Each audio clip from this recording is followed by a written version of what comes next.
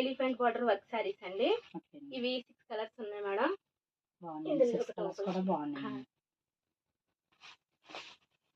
ఇది కాస్ట్ వచ్చి 550 పడుతుంది మేడం. 550 అండి. అవునండి. బాగున్నాయండి కాస్ట్.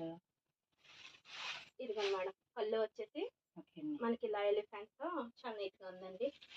బార్డర్ కూడా ఇదిగోండి మేడం, బార్డర్ అంతా కూడా ఎలిఫెంట్ వచ్చిందండి. ప్లస్ స్టోన్ వర్క్ కూడా వచ్చింది. స్టోన్ వర్క్ కూడా వచ్చిందండి.